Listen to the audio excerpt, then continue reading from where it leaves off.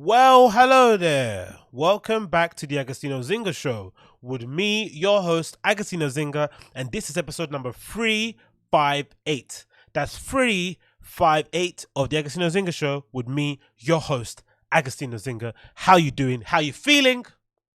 Great. Amazing. How am I? Same as usual. One step in front of the other. Más o menos. I could be better. I'm doing the best I can, etc., etc., etc. If it's your first time watching the show, then you want to support it, make sure you hit that smash that like button, hit subscribe, and leave me a comment down below. You can also follow me on Instagram, which is you can see pop up now. You see me follow me as well on Twitter, which you also see pop up now. And you could also support the show via Patreon in the link down below at patreon.com/Agostinho. For as little as $1 a month, you get access to my entire audio archive, as well as this podcast you listen to right now in audio format in full before anyone else gets it. So make sure you click on patreon.com/Agostinho, link on the screen right now or link in description if you're listening via the podcasting app. Woo! We're back in the building. It's still hot as ASF in the UK, right? Lovely weather actually here in the UK. Lovely weather, so lovely. It's making you wonder why you haven't been on holiday. Then you quickly realize, oh yeah, COVID. You know what I mean?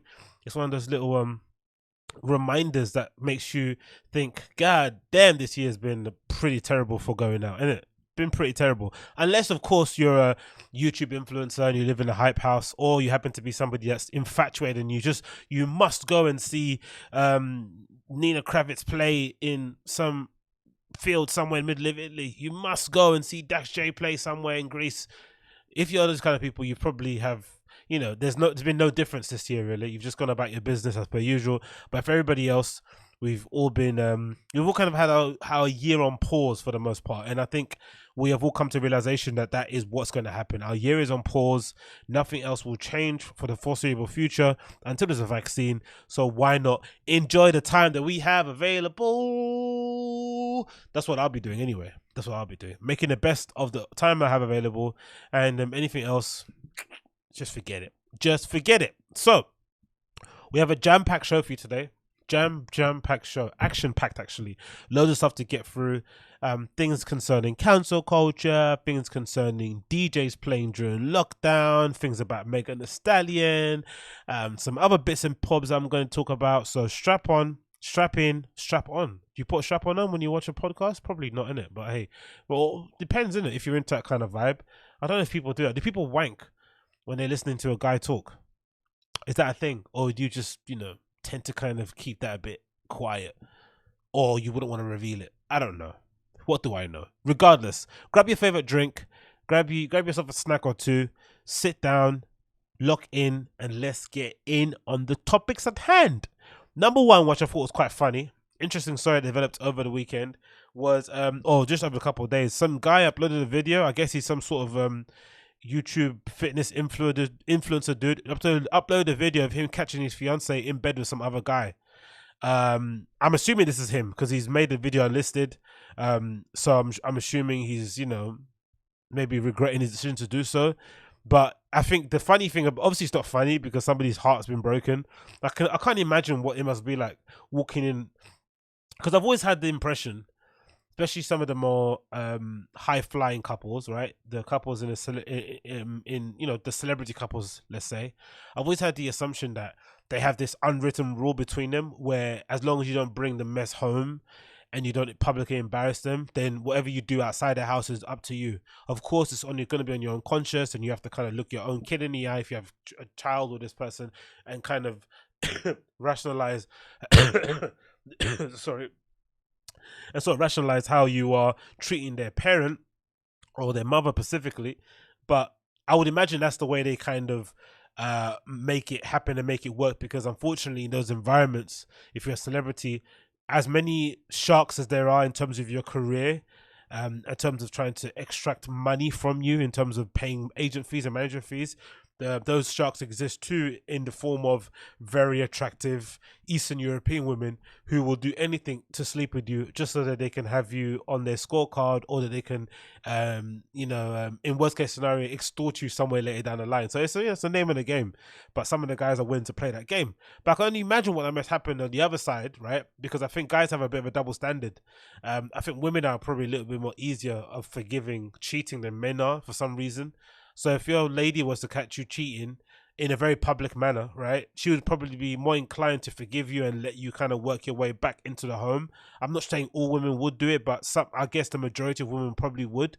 Whereas men are going to take that as an affront to their ego. Somehow that's an indication that you have a small penis. I don't know. Guys have a weird sense about that, but it does seem to be quite a common thing that happens about girls cheating on their boyfriends, which is, luckily I don't think it's ever happened to me. I wouldn't know actually, innit, to be honest, because I don't really ask those questions. I'm kind of I would rather be gleefully unaware than be exposed to some sort of level of radical honesty just for the sake of the relationship. Like, no thank you, keep your honesty, I'd rather not know. But if you do find out in this sort of way, how do you deal with it? Walking in on your partner's in your bed, in your marital bed, right? The bed that you bought from IKEA, the bed that nearly broke you up as a couple, right? Because you had to put it together. Because you know damn well, flipping putting together IKEA furniture is either a test of your family ties, right? Do you really love your mum and dad if you put together IKEA after you put together a bloody bookcase from IKEA, or do you really love your partner after you put together a bed frame? And imagine you put that bed frame together, you've annihilated your fingertips with that crappy Allen key that IKEA send you, that is probably made for a 5-year-old, or that they kind of use to build them in their sweatshops. And now some other dude is laying in there, and when he lays in there and you confront him, he decides to pull a fast one and pretend he's sleeping, which is what this video is about. Let's play it for you now. Oh, this is hilarious. The dogs are barking, he's walking into the home, and they're on the settee too, right? That's what makes it even more like gross. They're not even he hasn't even got the decency, right, to take her to the bedroom, or like he's acting as if he's in his own home.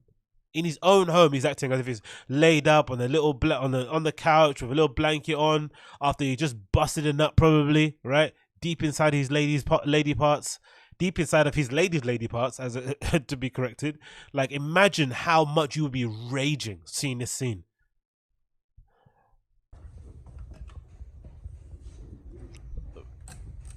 Holy shit. He turns on the lights. They're both lights. She wakes up, sees him, and what she say? Morning. What up? Good morning. Get out. Wake Get up, out. Telling her to get out. Look, he's pretending to sleep. You're so Get fucked. out. You guys played the fucking game. Act like you're sleeping. If a man touches your stomach like that, right? Abdomen. Bop. And for sure he's tensing, so he's definitely not sleeping. For you not to wake up, that reminds me. Do you remember when back in the day when it happened to us sometimes when we were forced to go to church on Sundays and you didn't want to go, and some days you'd just be like, you know what? I'm in an African household. I know if I don't go, I'm going to get beaten up black and blue, right? I'm going to get a flipping sandal to the back of my head, a belt to the back of my ass, but I don't care. I'm willing to put up with the beating just so I don't have to go to church again. And you pull a fast one and pretend like you're sleeping. So what sometimes you do, if you're smart, you'd stay up the night before. Your mum would tell you, keep going to bed, go to bed. You pick up, no, I got to do this thing. And then you purposely oversleep. But you're not really sleeping, right? But then you'd hope that she remembered that you were up until 4 a.m. playing the games. But then obviously, more often than not, your mum wouldn't have any patience, or your dad would just, more often than not, they'll just pull the blanket off my bedroom, open the curtains, and pull the window open, and then just have the door open, like the door, your bedroom door, so that you're hearing the entire madness. And if you know anything about an African household when you go to church, it's like it's like the day before you go to a wedding. Do you know what I mean? People are, where's my shirt? Iron this. Where's my shoes? My socks? Blah blah. Have you got the keys? Where's the sandwiches? Like, it's just an absolute madness. So imagine how loud it's gonna be in your room once your mom or dad opens your window, takes off your duvet, and has that door wide open with a doorstop on it. So there's no chance of it kind of creaking back shut. Wide open. You have no other option but to wake up. So this is what that guy tried to do. But imagine being someone who's because imagine, usually for me, I'm not sure about you guys, but even if I sleep over at a close friend's home, right, I'm never that comfortable, right? You're never like super, oh yeah, I'm just gonna sleep like a fucking baby. You're kind of asleep in the word alone, right? You're sort of kind of like resting your eyes, for lack of a better phrase, but any little thing is gonna wake up because you're not in a familiar environment. Your whole body, your whole mind is telling you, hey, you're not in the right place to really go comatose. So you just kind of, kind of keep one eye open. So for this guy to stand there, to lay there and pretend he doesn't hear anything, especially once the dogs start barking and the lady is actually screaming at the guy to go away, which is a weird reaction. You get caught cheating, you're telling your guy to go away. It's like, huh? I'm playing the fucking game. Get Look out. Not even to mention, she's, again, that's not the case. This doesn't really matter. She's not the prettiest girl in the world, is she? Right? So that's usually the more of a big dent to the ego, right? You feel as if you're doing your girlfriend a favor by being with her because she's a bit clapped. And then you walk in and your clapped girlfriend is cheating on you with some guy that looks like Murder Beats. Who do you think this is going to? Where do you think this shit's going to? Oh I'm playing my the fucking game. You god. want to ignore me? Does he know you went out with me earlier? Oh He doesn't. my god. I'm gonna fuck it all up just like you fucked me up. Oh I'm gonna play the my same game. Hey god. Brandon, wake up, brother. He knows his name, You're not Brandon. asleep. Wake the Ah, Brandon. fuck up, bitch. Okay. It's not that He's not Brandon. waking up. There he big is. of a deal. Where's your Look fiance? at this. He's waking up now. Where's she at, bro? Oh Where's my she at? god. Call him. Call the cops. My name's on this. Hold on. Where's this fiance? So Brandon's got a fiance. His girlfriend's obviously. Well, what? So his wife. Is that his wife? Is that the name of the video? It says his cheating wife, right? So that's his wife. God damn it. House just like you. She's gonna call the cops to do what? Brandon, what did you do? Own up, man. What is this shit, bro? He's got his phone in his Hide hand. your fucking face. Ah, I can't believe the, this. the blows you'd be getting in your face if that was me. The blows you'd be getting in your face if that was me. You'd be getting elbows. You'd be, you know that good UFC ground and pound. You know that ground and pound that Masvidal did to what's his face when he knocked him out in 4 seconds, and he said afterwards that was very necessary. You know those extra 2 hits. You know the ground and pound that John Jones did to DC second fight, right? Where he kind of lay a couple more glove hits on him, right? Didn't really need to excessively do that. You know that kind of ground and pound, that RDA ground and pound, that Khabib and that Magomedov ground and pound, where you just, you don't care. Or you know that ground and pound where you get someone in a crucifix and you're just bang, one arm is locked up and you're just bop, bop, bop, bop, bop. That would not end well. And that's the issue. I think that's why if you're a lady and you do want to cheat on your fella, you have to do it in a more incandescent way. You have to do it in a more covert way. You just can't be so flagrant like this. You really can't, because there really is no telling what your guy could do when he sees that. Like, dudes have, and again, I don't know what it is. Maybe it is a sense of like ownership, because we do have a double standard, right? Like I said, women are more likely to forgive adultery than guys are. But guys also feel ownership on girls who they constantly cheat on, when really you should be like, hey, karma's karma, right? If you're going out there and smashing whatever moves, you have to also be, you also have to kind of come to realization or tell yourself or allow yourself to believe that if that does happen to you, it was more than worth it. It's so you had it coming, basically. But guys aren't like that. I don't know why that is. But honestly, you can't, again, warning to all females out there, you cannot do this to a dude this flagrantly. You can't be having a guy that you're hooking up with, laying up in your room, in your living room, as if like you guys are a couple, like nothing else is going on, and have him pretending he's sleeping, because this could end badly. Like, someone could legitly die. Shit. Tara, what you just did to me, Jesus Christ. I want you to remember this shit. Jesus Forever. Christ. I'm not pussyfooting around. Jeez, look at her. She's butters as well. Like, absolutely. Like, this is the thing that's uninteresting about it. Like, but again, you can't help who you fall in love with. But god damn it, she must have some fire, because she is clapped. Your husband is at his house while you're with a cheater. We're getting a divorce. All right, I have it on video. I'm out. Brandon, you don't have anything to say? All right. Just sleeping with my dogs. Jesus Christ. Jesus Christ. I'm leaving. Tell him I'm leaving. Jesus Christ. This is all I needed. He moved out with his friend. But Jesus Christ. Tell him you're sleeping with someone Jesus, who's what? cheating on his fiance. Tell them that. Jesus Christ. Look at the female gaze, man. When girls are scared and they're trying to like get themselves out of the situation. To be fair to her, you know, you got to do what you got to do, right? In this situation, you've got a big angry dude in front of you who happened to be your ex-husband. It looks like they may be getting a divorce. We don't know what's going on. You have to play your cards right just so you can get out of this alive, so you're not going to cave your head in, because those dogs aren't going to help, right? I don't think those dogs are the most attack-friendly dogs in the world, right? One of the dogs is even flipping lying up next to the guy, right? Look at that one dog there. No loyalty, right? Look at that one there at the back. No loyalty. The cat is chilling. The other dog's chilling. Like, dogs just have no idea what's going on. So the dogs aren't going to help you in situations. So if you're this girl, you kind of have to have this like bewildered look on your face and sort of hoping that he doesn't, you know, punch your face back into the back window of that toilet you're standing in. But Jesus Christ, mate.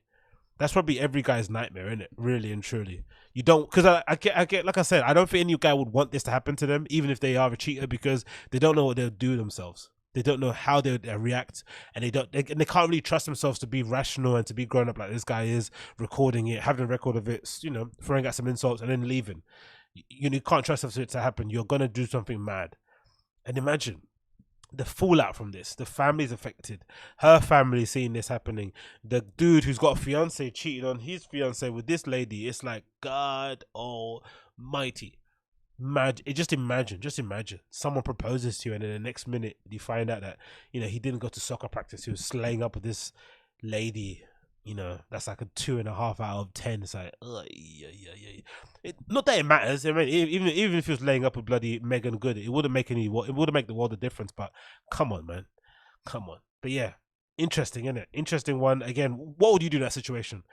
Would you pummel the guy's face in? Would you kind of blame your girlfriend more or your wife more? Would you cry in the driveway smoking a cigarette?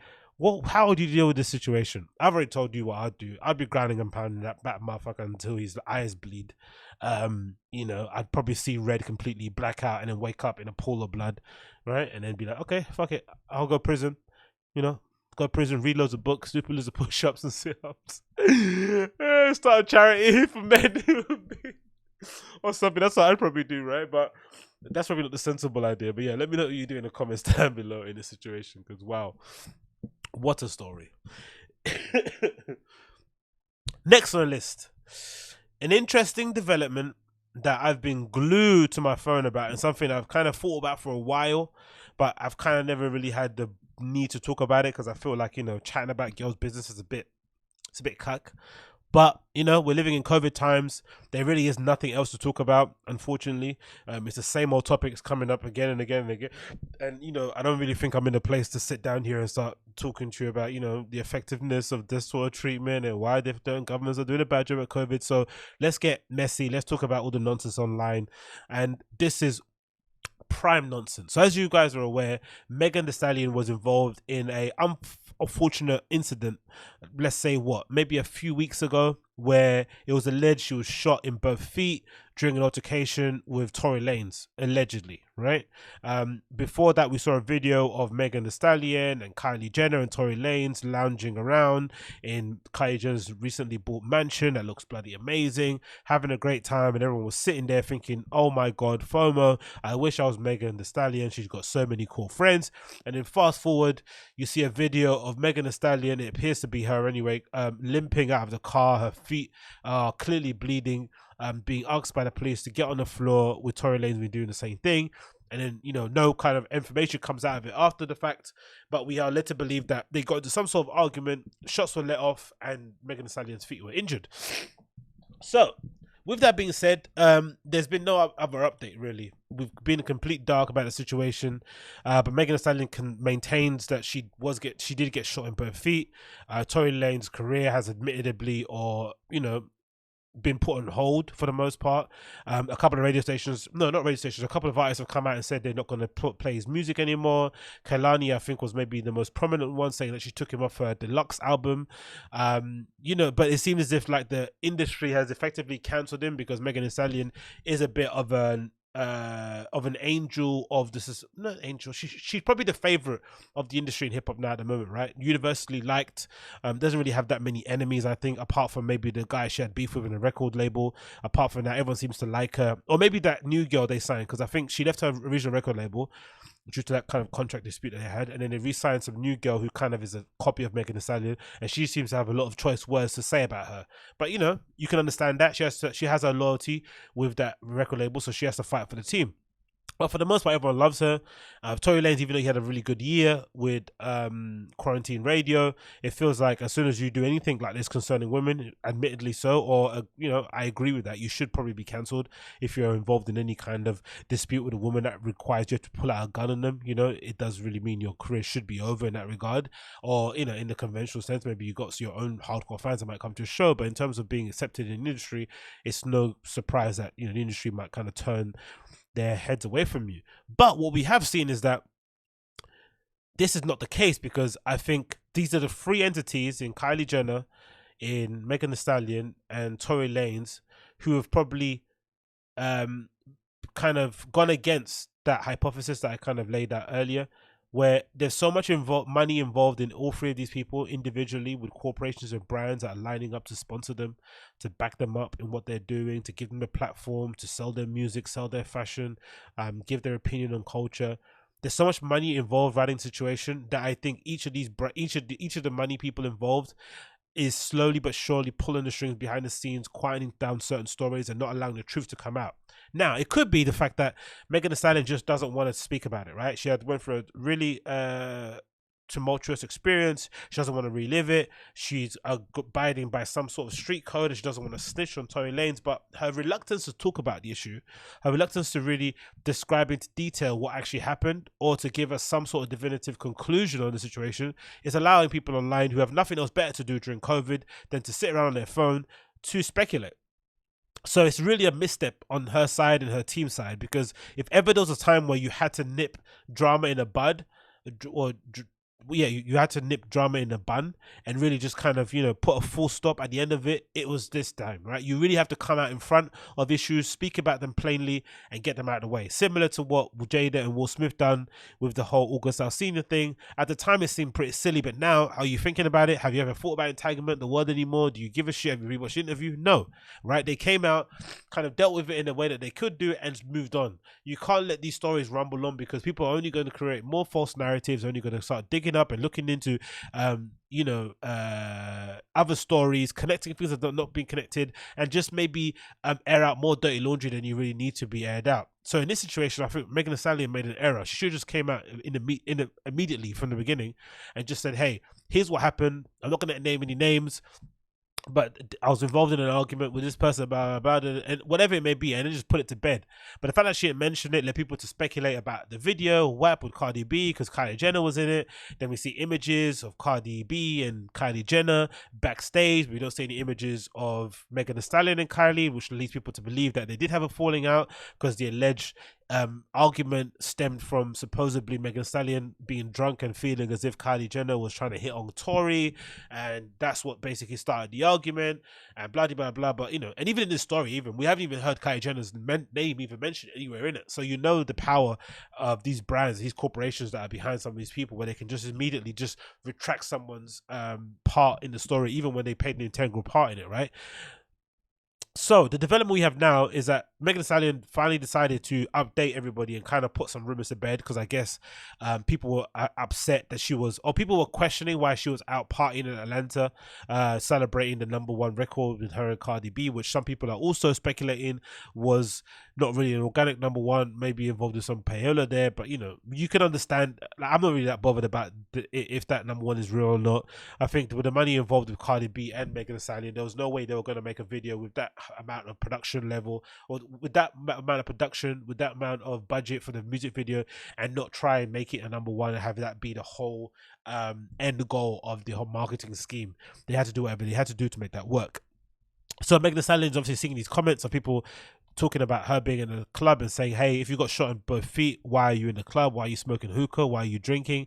And she responded and basically updated everybody with this image on Instagram, which she posted and deleted, which I'm not sure how you can read into that. Should you read into it that she's feels guilty? Did she feel like she didn't need to explain herself? Did her management tell her to pull it down? Did Instagram take it down because it's a bit of a graphic image? So, you know, just giving it a heads up regardless, but who knows? But she had posted it and deleted it anyway. That's what we do know. So this is from Hollywood Unlocked, who reposted it. It said warning graphic. As you can see, that's Megan Thee Stallion's foot with some obvious stitching there and some other maybe marks of stitching. I'm not too sure, but the caption says the following.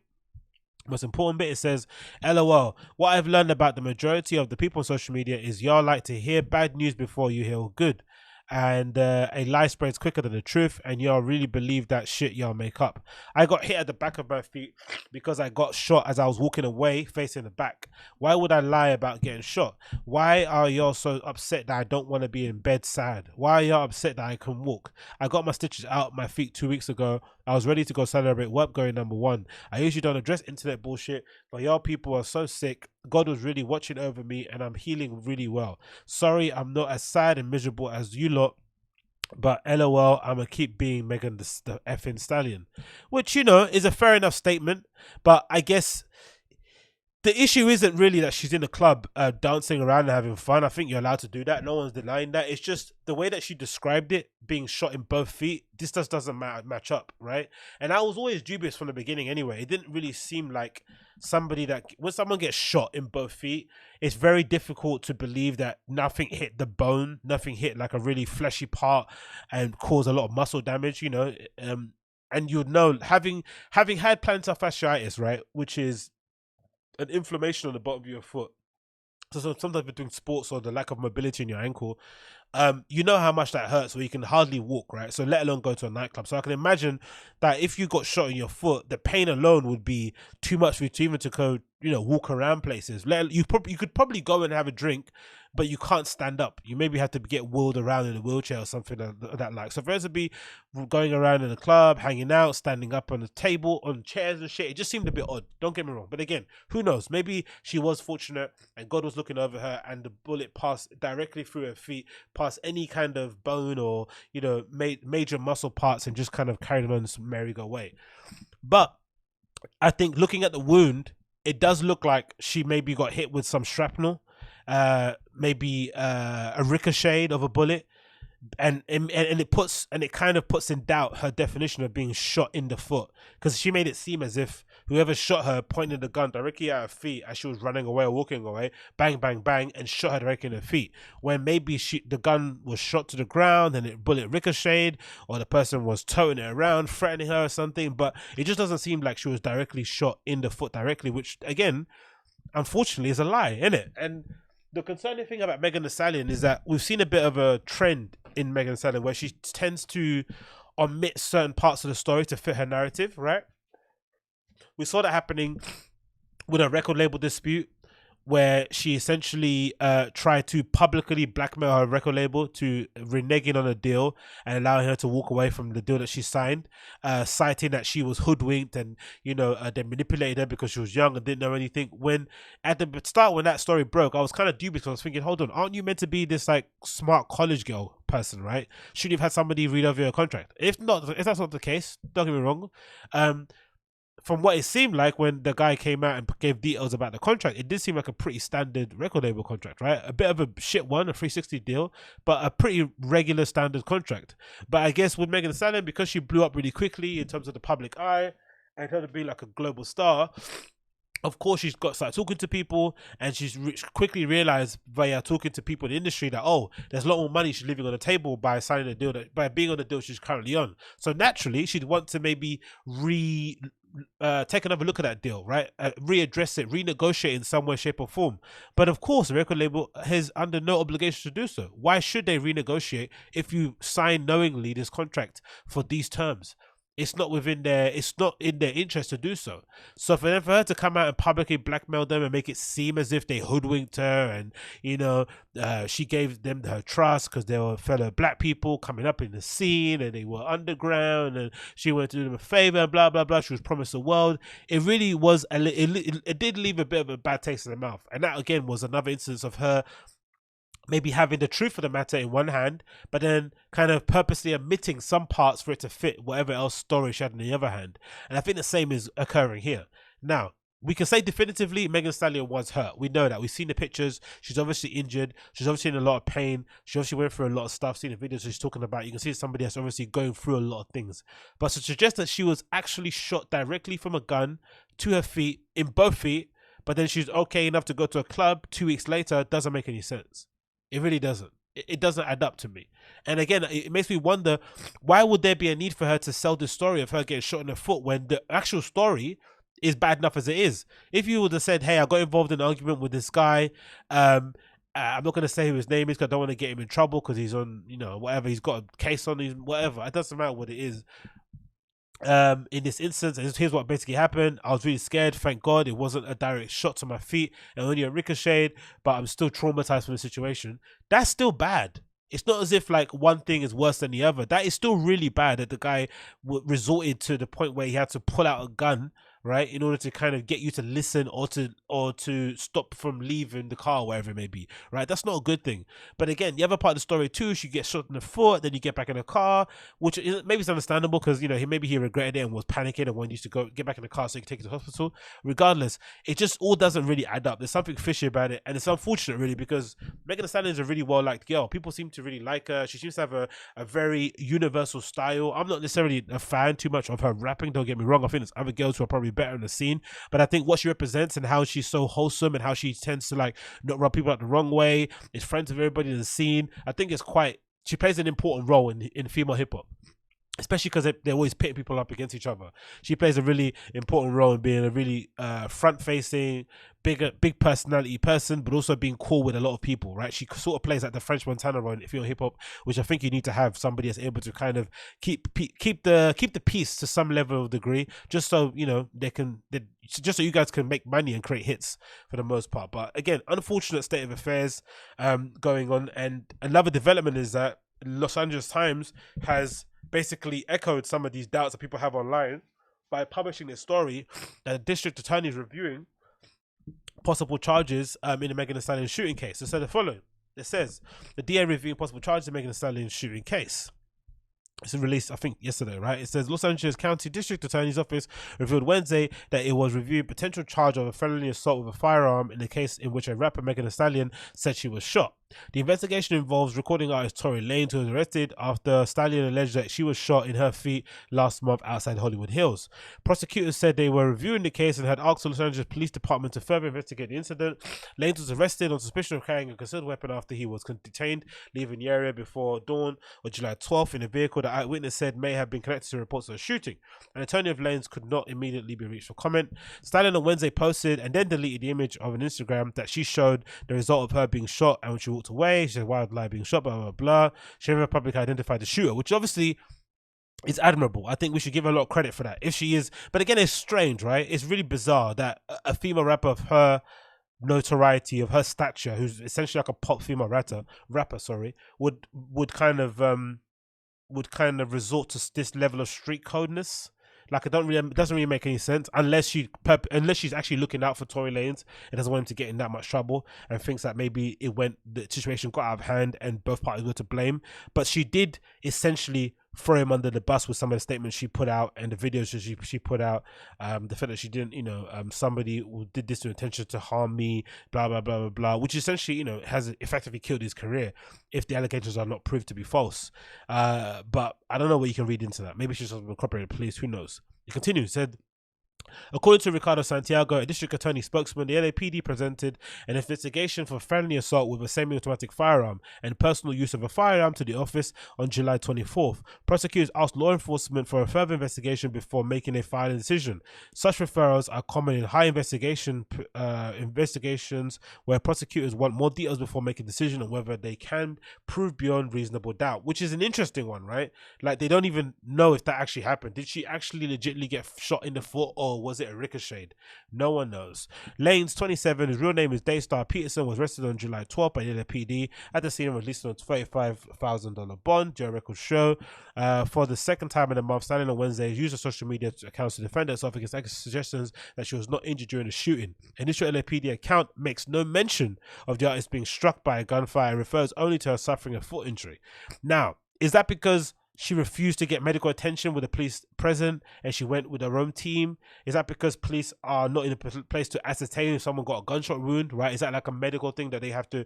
It's like a death certificate, right? You can only get that if your body's been at the morgue, right? I don't think, can they pronounce you dead on the scene? I guess they can, right? Or maybe a medical professional has to do that. I'm not too sure. It goes on to say, that's a quote from Instagram. It says here, on the night of July, and on that night in July, LA police officers swarmed the home in the 18,000 block of Nichols Canyon at 4:30 a.m. after receiving a report of gunfire. According to LAPD, witnesses on the incident provided a description of a suspect and their vehicle. Officers stopped the vehicle, matching the description, detained multiple people, and eventually arrested Lanes, according to a statement. But again, no mention of Kylie Jenner. That's the level of celebrity I want to get on. Right? Such a tragic and messy situation happens, and you are nowhere to be found in any of the statements. In a video in the aftermath, both Lanes and Stallion can be seen in handcuffs as officers try to determine what happened. In a statement on Wednesday, the LAPD said one person was taken to hospital with a foot injury. Again, no mention of gunshots. Is it glass? Is it whatever? We don't know. Two sources familiar with the investigation said Stallion was displaying an injury at the scene consistent with being struck by shattered glass, which is not being shot in both foot. That's the issue, right? And again, why would she lie? That's the issue. Like, why would she lie? If this is already bad, right? If he shot the window in her direction as she was running away from the car, that's still a bad story. Regardless, it involves a gun, it involves a female. You're always going to look bad in the situation. Megan Stallion is always going to look good. Like, that's excessive use of force. It's unnecessary, not needed whatsoever. No place in relationship, blah, blah, blah. All those words to make people think that I'm not a bad person. But come on, man. Getting shot and having shattered glass all over your foot isn't the same thing. In the aftermath, Stallion, whose real name is Megan Pete, posted on Instagram that the narrative has been reported on Sunday's morning events are inaccurate. On Sunday morning, I suffered a gunshot wounds as a result of a crime that was committed against me and done with intentions to physically harm me. She said she said I was never arrested. The police officers drove me to hospital where I underwent surgery to remove the bullets. I'm incredibly grateful to be alive, and I'm expected to make a full recovery, but it's important for me to clarify the details. Sources familiar with the investigation who asked anonymity because they do not authorize to discuss it said the gun discharge was reckless and the round fire may have been deflected and shrapnel likely hit the rapper, which is not being shot in the foot. Reckless, okay, he might have been toting the gun aggressively, shouting things at her, blah blah, whatever. We don't know the details of the argument. That's not the problem here. People argue, couples get in arguments. It's just when you try and paint it as one thing when it clearly wasn't that, and it's going to affect somebody's career in the long term, it's just not cool, is it really? Especially if it didn't happen that way, because again, the actual story is bad enough as it is. He could still get cancelled legitimately, even if he waved around the gun, the safety accidentally slipped, and then a bullet came out of the chamber, bang, bang, bang, shrapnel hit both her feet. That's still bad enough. But to suggest that he was arguing with you, told you to shut the fuck up, and then shot you in both feet, but then suddenly you're in a club, and you've got, a bandage on your foot, it looks like you're spraining your ankle, and then we've seen the wounds, and it looks like shrapnel, it looks like glass. Don't get me wrong, it looks painful still. I'm imagining getting cut on your foot isn't enjoyable. I've got a few cuts on my feet from riding bikes and skateboarding and stuff. It's not a fun time to be, especially if you're playing football as well. Back in the day, getting people stepping on your toes, right? It's not fun. Those wounds kind of open up quite often, especially if you're walking around often. But being shot having shrapnel hit your foot and being shot in the foot are two different things. And again, it's unfortunate that this has to be played out this way, and people have to speculate and be turned into bloody medical professionals and analyze her foot injury and stuff. But she essentially did this to herself, innit? If she just would have been honest from the beginning and just maybe said the story as is. Or maybe it's a consequence of her success. She's so popular that she just can't come out and say stuff like that. That's an issue as well, right? She has to run it by her team, her publicist, her manager, her agent, the sponsor. She's got doesn't she have like a makeup thing coming up soon, right? WAP was obviously on the books already prior to that shooting. Loads of things in the works that she couldn't really mess up. So that again, which is a horrible situation to be in, right? You get shot, and the first thing you think about is your number one record. That's coming up. That's a madness, isn't it? But that again, that is the gift and the curse of being a number one rapper in the scene, isn't it? Really. So be careful what you wish for. But again, wonder what you think. Let me know in the comments down below. What do you reckon? Do you reckon she's lying? Do you think she's embellished the story? Do you think people are being unnecessarily critical and mean to her and asking a question that she really shouldn't have to answer? Should Tory Lanez be cancelled? Did he do anything wrong? Where's Kylie Jenner in this story? Let me know in the comments down below. Let me know in the comments down below. Let me blow my nose actually. Oh God. Allergies this season are the worst. So sorry about that if you have to hear that.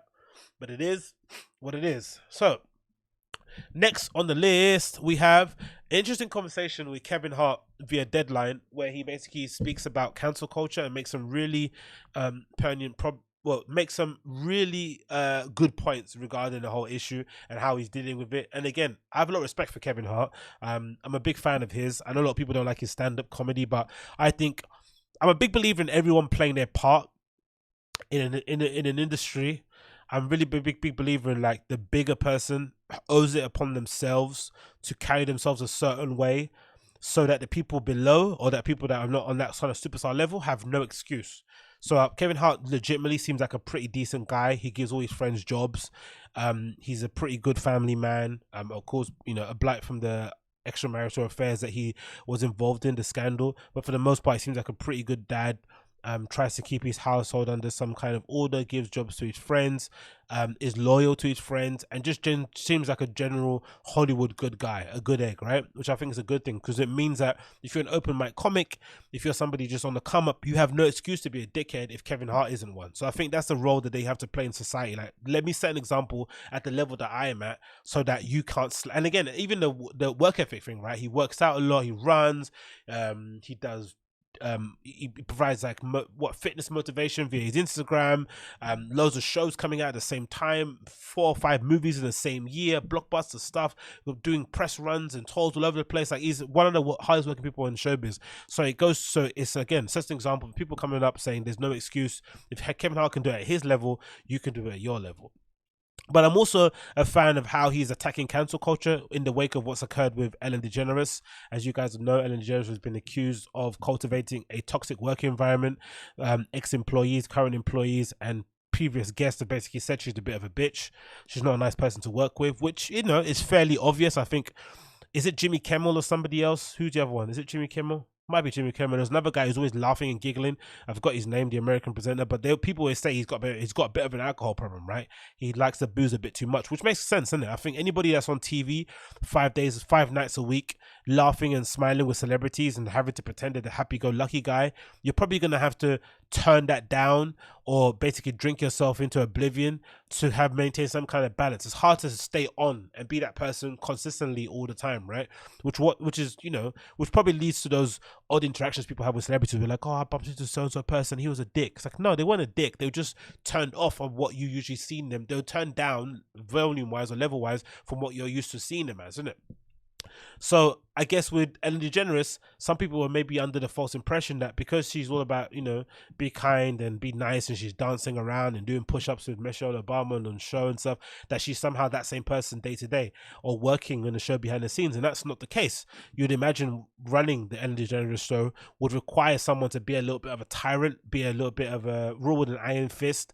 Now, again, I'm not saying every environment should be like that, but I think you have to be a little bit naive to expect it to be like all champagne and high fives when you're working for the Ellen DeGeneres show. There's going to be some conflict, there's going to be some issues, some things happen untoward, but of course some of the allegations coming out against the Ellen DeGeneres show, Ellen DeGeneres specifically, are a bit mad because some of them involve sexual assault, sexual misconduct, all that sort of stuff. That's when it gets messy. But I think in terms of Ellen being a bit of a bitch, I don't think that's enough to cancel somebody. I think if somebody's mean, if somebody you don't like their attitude, that is the way it is. You work in Hollywood, and Hollywood is notorious for having the most entitled, horrible people that you've ever met, right? People that you probably wouldn't want to spend any other time outside of the time that you're spending with them on set with. So it's a bit naive to expect that difference from someone like Ellen. So Kevin Hart sat down with Deadline and basically spoke about some of this. So his headline says Kevin Hart on cancel culture, bad environment, and defending Ellen and Nick Callen. So I liked a few of his comments he's made here. I'm going to quickly read them to you. Scroll down. Where is it? Here. How it's going through effectively in the world. He talks about how he so he says how if you go back about those comments he made or comments that resurfaced prior to him getting announced as the host of the Oscars, right? One of his dreams that he had on his bucket list, and he basically said in the interview, asked him if you could go back knowing what you know now, would you handle the scandal differently? He said yes. If I could go back, I don't think that hosting the Oscars would have happened because I still think that moment was tainted. I think that my apology from my past remarks would have come sooner. Instead of me thinking that people still had the wrong idea, I would have said, look, I want to say that I'm sorry once again. I want people to understand that I don't feel that way. These old remarks, and even then, I don't feel that way. I was looking for a laugh and I thought this was the way to do it, not realizing the pain and the hurt that it would cause. Moving forward in the last 10 years, I haven't done anything remotely close. In the future, I never will. I'm not advocating any type of violence in any way, which is true. I think that's what you have to do. I think, unfortunately, cancel culture is annoying, but I think for the most part, a lot of people don't really address it well enough. They sometimes get cancelled just for pure fear. They panic. They don't know what to do. But I think most cases, unless it's something really heinous, I think in most cases, if you're able to come out in front of it and apologize wholeheartedly and maybe make reference to your track record since that occasions happened, or maybe talk about you maybe, donate to some sort of charity, working to uplift some voices, you're usually going to be okay. The issue you have is whoever is employing you as in a network, are they able to kind of not panic within the first 24 hours? Because that's what happens. If networks usually panic. They see all the kind of backlash happening on Twitter, which again is a small representation of the global audience, but they see all the backlash on Twitter, they see all the hashtags, and they panic, and then they cancel you first. It's not actually the public. The public don't mind kind of, raking your feet through the coals, but they're waiting for you to apologize, really. But it's the network that gets panicky because they feel as if, like, if they don't make a decision or make a move, it's going to affect how the public sees their other shows, and then maybe start attacking all the other shows on their network. But if your network is able to kind of just breathe, relax, and give you time to respond quickly within the first 48 hours, usually are able to kind of bounce back from it, from what I've seen. It continues to say, I would have said that sooner, but I thought that people were automatically saying that I was something that I'm not, and that's where the confusion and misconception comes from. Of course, it's a little bit of an ego there as well, believing that people should know me. I'm not going to say that, but I agree with what he's saying there. How he affected the world. He makes some good comments there. Let's go here. Where's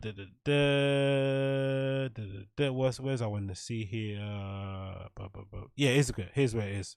Starts from here. It said, how would you describe the path you took to come out of this? He said, it's not being afraid to step in your own shit. I took responsibility, and in taking responsibility, I wanted to basically take a second, acknowledge and look at myself, and then go, okay, man, there's 2 steps back, so it means you've got to figure out a way to take 6 steps forward. How are we going to do that? We're going to do it by being better. We're going to do it by being genuine, by being yourself, and not running away from the conversation, because most people do. Most people run away from their problems, from mishaps and mistakes, and I believe in facing them head on regardless of the magnitude of it, which is very true, and maybe a very good lesson for people in Hollywood or LA comedy scene now going through their issues, where Chris D'Elia has essentially put his head down in the sand and disappeared from the limelight. Bryan Callen is weirdly trying to defend himself by doing more podcasts, which is strange, but I get it.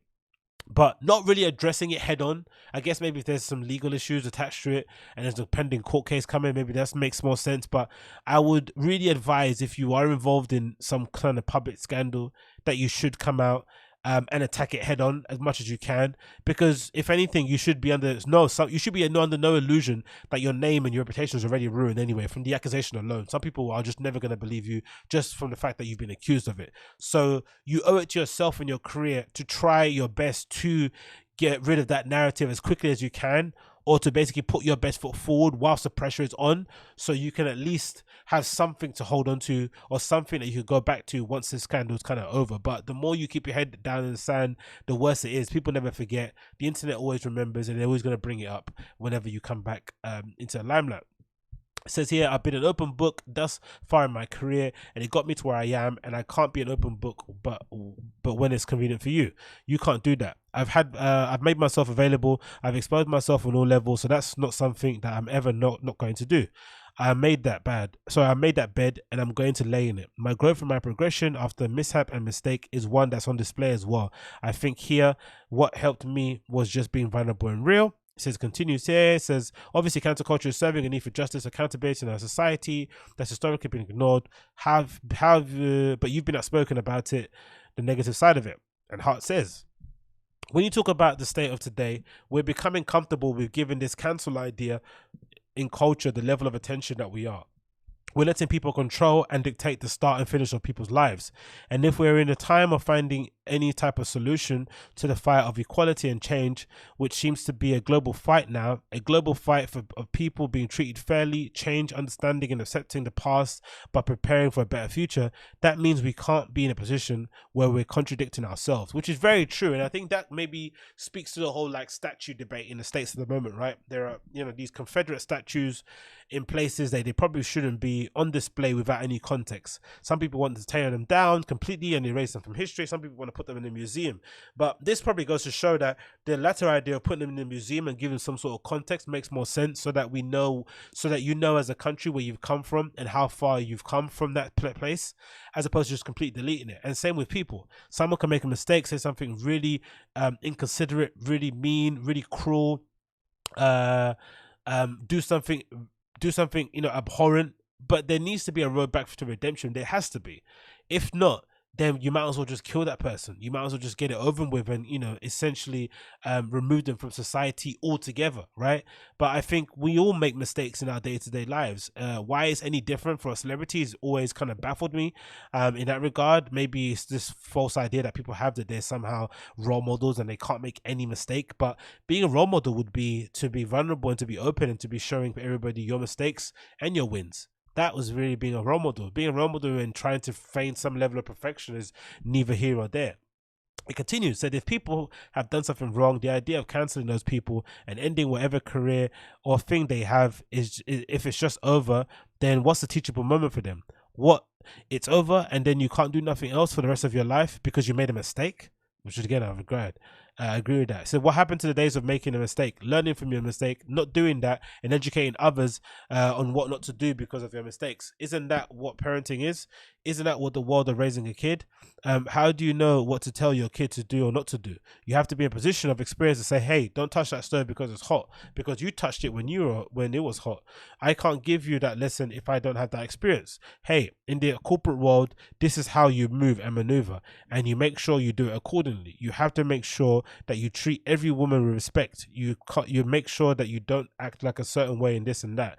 And it's based off what? Knowledge, experience, is based off growth, is based off understanding. And again, that's the issue. That's really the problem as well with the left at the moment, because the left seems to be the perpetrators of cancel culture, but it also seems to be the people who lacking any kind of empathy, which they also accuse the right or conservatives of lacking empathy for society or for people less well off than them. But it seems like celebrity wise, if the person does something that they don't agree with, they cancel them without even batting an eyelid, right? Without a second thought, they just completely cancel, which is really bizarre. It's not the kindest thing to do, and again, doesn't really go about addressing the issue or changing that person's mind, especially in this day and age where you can find fringe voice of support on the depths of the internet. It makes more sense to try and welcome them back into the fold, so they don't go off to some radicalized part of the internet and become even more radicalized by a fringe group of people who are hell-bent on kind of upsetting the balance of society, in my opinion. He said, if everything is done in the way of nope, no more, you fucked up, get out of here, and don't do anything else the rest of your life, but suffer, what part of the conversation are we on? Like, does everybody deserve the same level of treatment? I don't think so. If that's the case, then everybody will be in the same type of jail cell. You'll put everybody in there regardless of what the fuck they did. You're telling me they all deserve to be in the same thing? Are you going to put the guy with a parking ticket in there with the guy that's fucking guilty of rape or murder? Exactly. Does he belong in that same cell? He doesn't. At some point, there has to be a middle ground, and everything and the right thing there. And right now, there isn't one. It doesn't exist. It worries me that we're getting comfortable with that, and by all And by all means, what I'm saying doesn't mean that if something is wrong and someone is done wrong at the highest level, they shouldn't be dealt with accordingly. But by all means, I stand behind that. But I also can stand behind being saying everything is not on that level, everything isn't that, which is true. Like, we have to be able to deal with things and accordingly. I guess it goes back to that statement that, what did he make? Is it Matt Damon?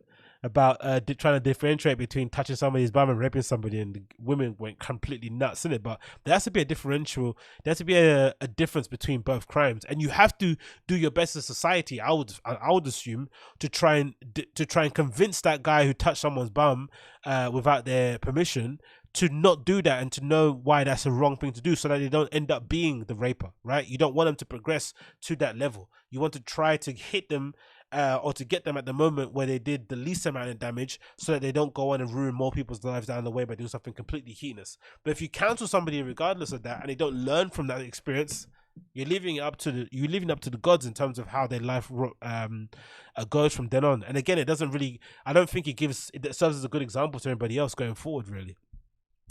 It says, what do you think should happening? I think it's about, no, let me see the bit about him and Ellen. I think it's the same thing. Yeah. So, in recent weeks, you've spoken out about your friends, including Nick Cannon and DeGeneres. You have found themselves under fire. Why has it been important to defend them, even at the risk of putting the spotlight back on you? He says, well, I don't lose sight of the definition of friendship. In our business, it's one thing that people don't really hold on to. There's a lot of friendships that are fake, and there's some that are real. In my case, the ones that are real are the ones that I'm always going to be adamant about speaking on behalf of. I know the people that both of them are, and knowing the people, all I can say is my experiences with those people. That's not to take away from other people what are saying, what they have said, and what they've done. It's just to highlight that what I'm saying, and I know, and I can speak of on their behalf, which is all anybody wants. And again, this is the problem I've had from the beginning with that whole Crystalia situation, right? No one is excusing what he's allegedly personally done, right? No one's excusing it. But to suggest that his friends shouldn't stick up for him as a person, as a human, from what they've seen, is ridiculous. Because if they're not sticking up for him, what they're basically saying is that we have seen him do something untoward, but we were too scared to say anything because he gave our podcast views and he allowed us to collect money, that we turned a blind eye. Which isn't the case. Most likely than not, if he did something bad and did something that you would describe as grooming or, accosting younger girls, more likely than not, he probably did it outside the purview of his close friends, right? He probably did it in secrecy, as proved by some of the DMs going around allegedly, right? If that's the case. But if it's not the case and he's maybe being painted in a bad light, you owe it to him as a friend to stand up for him, to stand up for his character and say, hey, the person that I know is this person. That isn't taken away from their experiences. I'm backing up the person that I know. Because at the moment, what happens when someone gets cancelled, it goes completely silent. No one says a word. Everyone just kind of backs away and kind of remains quiet and lets the person just basically drown in public. When really, just a week ago, you see 1 million people at their house hanging out with all these different celebrities, and then suddenly a scandal hits and it's over. When really you'd think, especially in the real world, right? If your friend went through a really rough breakup, or had suffered some form of domestic abuse or whatever it may be, that's the time you step up as a friend, right? That's in their moment of real need, when they're down in the dumps. That's when you say, hey, come and sleep on my couch. You need some money to pay rent, here's some money. Oh, you lost your phone, here's who you can use. Like, when they really need that help, that's when you step up as a friend. But in Hollywood, it seems to be the complete opposite. When a person gets in a real scandal and an issue, that's when you back away completely, because you got to protect your own nest egg, which is really mad. It continues.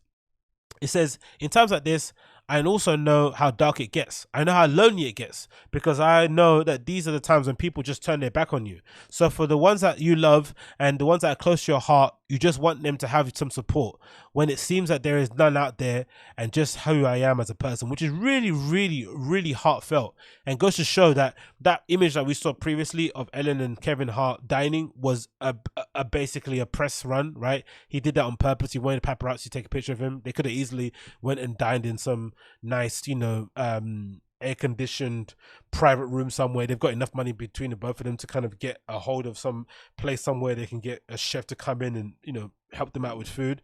But he purposely went and sat down on the balcony somewhere in the middle of LA in a bright outfit, with Ellen DeGeneres, knowing full well people are going to take pictures because you want people to know publicly, hey, I'm supporting you, I've got your back. And imagine what that does to somebody. Imagine how that makes their day, how that makes their week. And again, she could be a dragon, she could be a complete beach to work with, right? bitch, she could be the horriblest person to work with, but the ones that have never seen that side of her owe it to her to support her in this time, especially the ones who have gotten deals and, you know, met the love of their lives and maybe got a part in a film based off that show. They really owe it to her to step up and say something, but they don't, because they're all cowards. They want to look after their own career. But then the moment she's back on that show and everything gets forgiven, guess who's the first person to knock on the door and say, oh, I always knew you were okay? Come on.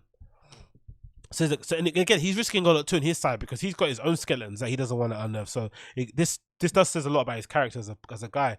It continues here, says that goes for anybody across the board, and that I consider a friend, and that's not a big group of people. Everybody doesn't get that conversation and that feeling from me, but the ones that do, I'm serious about it. I'm true to it, and it doesn't mean that you have to speak on behalf of the problem. It doesn't mean that you have to disregard the things that others are saying. It means that I just speak on my relationship with my friends. When it comes to Nick and when it comes to Ellen, I know who they are and I know who they've been for years, and I've been around them and I can only speak to that. Those are two of the most amazing people that I know. Wow.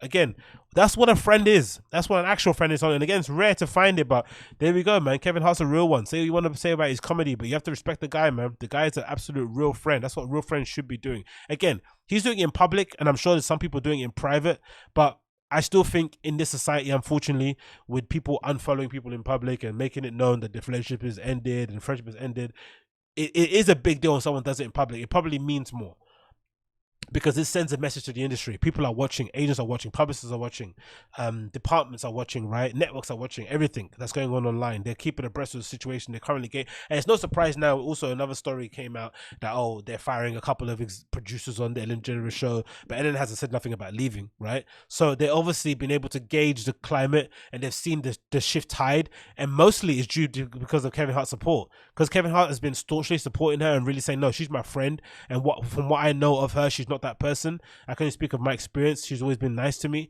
I think it's really helped to kind of change the narrative of the conversation and maybe ease the pressure, so much so that most likely than not, you're probably going to see Ellen back on the Ellen DeGeneres show sooner rather than later, which is good regardless. I don't watch the show, right? I'm not really bothered, but anything but James Corden, as long as we don't get James Corden on there, I'm completely fine. But let me know in the comments down below what you think. Is Ellen sticking up for, is Kevin Hart sticking up for Ellen a bad thing? Is he being a good friend? Should more people in Hollywood be doing this for their friends that do get involved in controversy? Now again, it's easy to do with Ellen because it's a workplace dispute sort of thing. It's something that should be handled behind closed doors anyway. It's not like a messy sexual thing, which, you know, her producers are being accused of. But still, what do you think of Kevin Hart's response? And let me know in the comments down below. Next on the list, oh, we have this. This is a funny video. This video called COVID. Is it COVID idiots? It's really good to laugh at people like this. Again, it's not. It's always good. It's not always good, but again, we're living in interesting times. You know, we have this virus that's going around and, you know, indiscriminately taking out all our favorite older people and people who are suffering from pre-existing conditions, and we're being told that the only way to deal with it is to keep in place, cover yourself with a mask and avoid touching your face, with that, you know, common sense stuff. But there is a fringe amount of people out there who still do not agree that this is the case, and they think that, you know, the virus is a hoax and they're lying to us and all this sort of good stuff. So when these videos come out, these little sketches taking a piss out of them, I laugh at them because I think they should be laughed at in some regards, because it's quite a silly position to take when it comes to COVID-19. But this is a video called COVID Idiots. Let's watch it along together.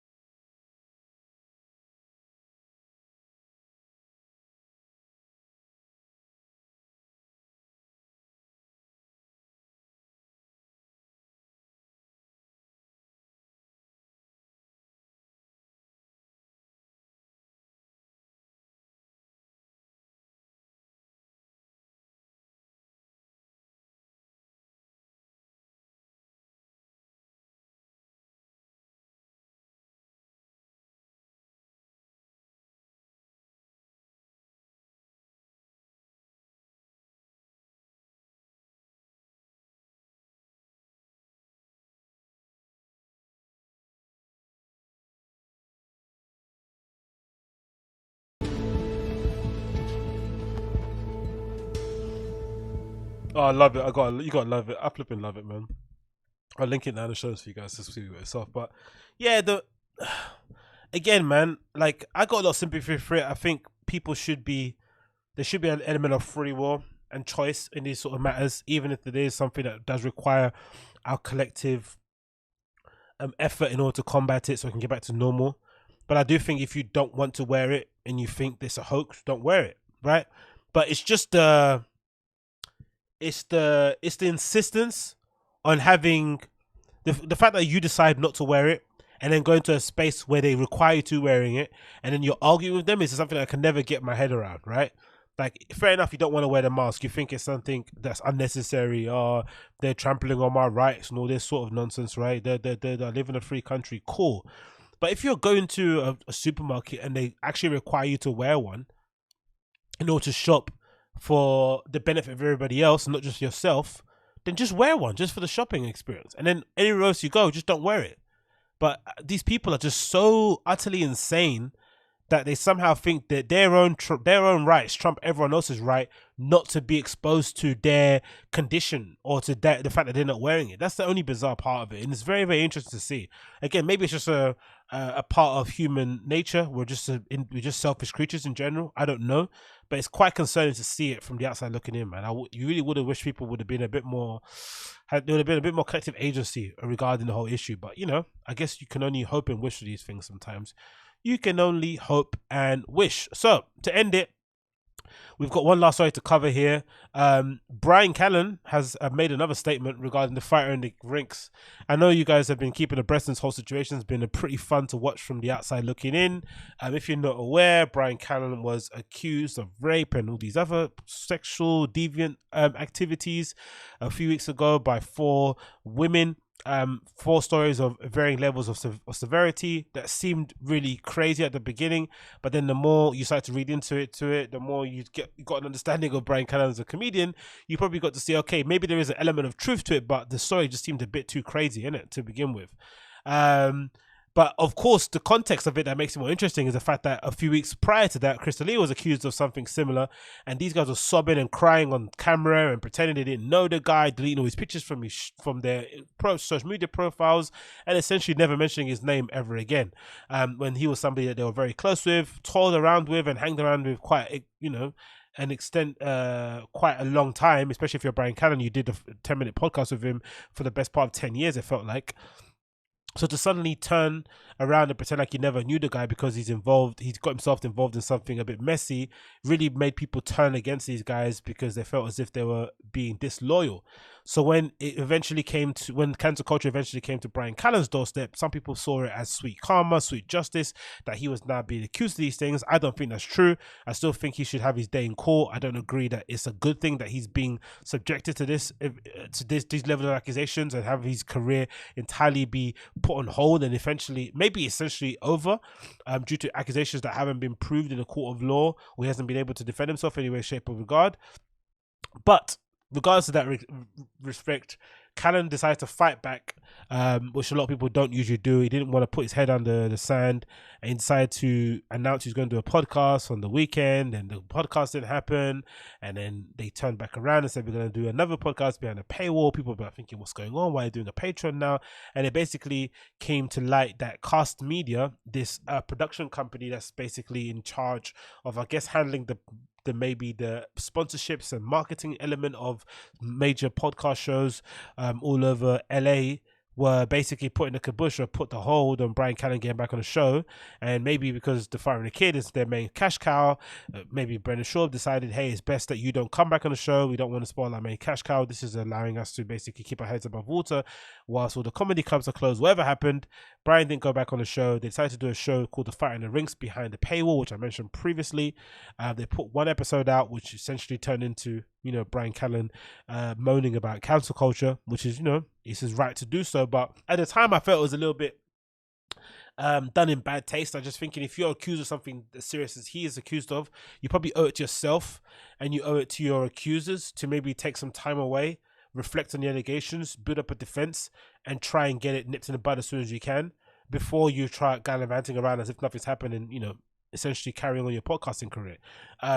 that should be the way to go about things. Now, again, it's not my place to tell people how to do things, but that would have probably been the best way to do it, to kind of address it, because you know that any platform that you go on, especially in cancel culture world, usually people that think you're guilty, they're just gonna attack that platform. If he appears on people's shows, they're gonna start sending emails to the sponsors of whatever show he's appearing on. They're gonna maybe start copywriting, striking it, whatever they're gonna do. Like, people that are involved in that cancel culture world, they don't really have no chill. They're gonna do whatever they can to take away your ability to make a living, especially if they think you're guilty, and especially if they think you're not treating allegations as seriously as you should be. So, optics wise, Callen probably did the wrong thing by trying to start up this fight in the ring show. Now, in his defense, he could be like, hey, I need some money, right? Comedy clubs aren't open. I don't rely on my parents, even though people think my parents are rich. I don't rely on them.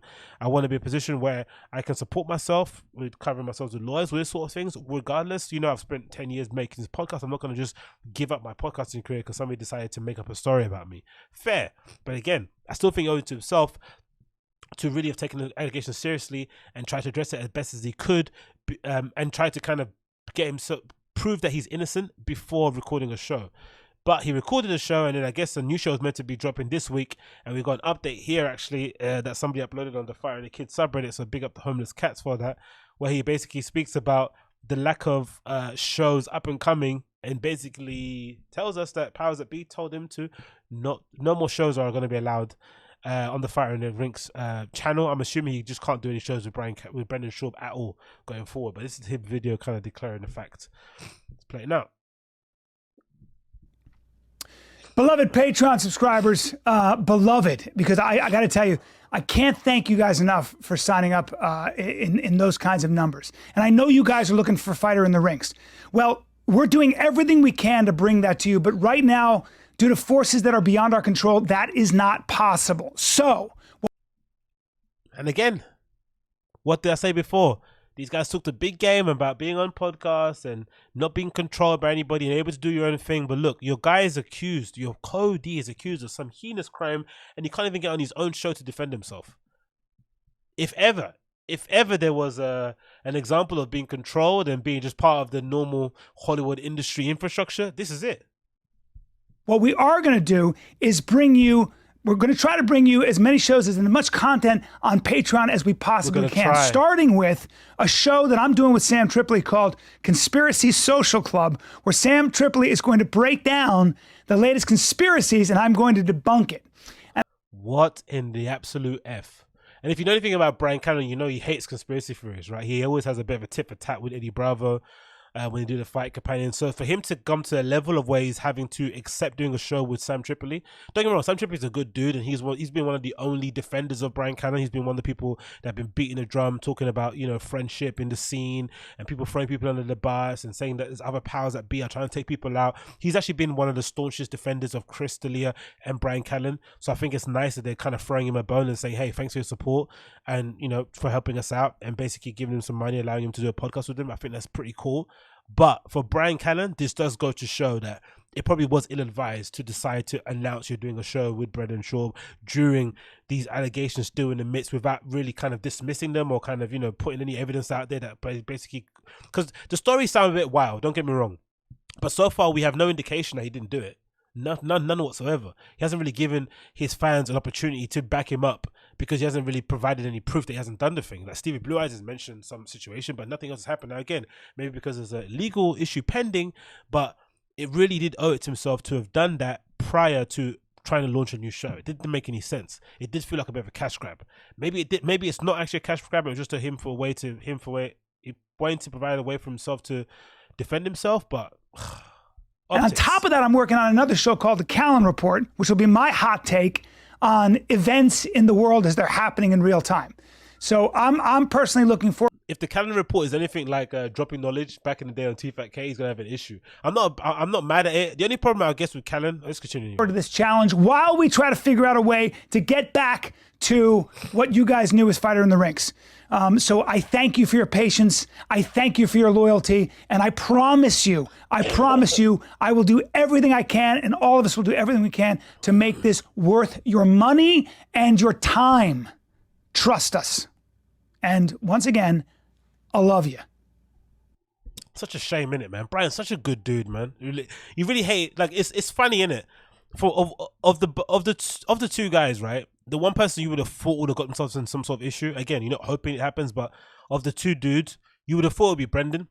But it looks like Brendan's going to be the one that's going to have an actual stable career in Hollywood. He's going to be able to ride any kind of controversy, keep himself his head above water, and constantly coast until he gets to a level where he becomes a competent enough stand-up comedian where people stop taking the piss out of his stand-up, and his podcast continues to get successful, and he kind of goes into doing other things. You can see that happening in his future.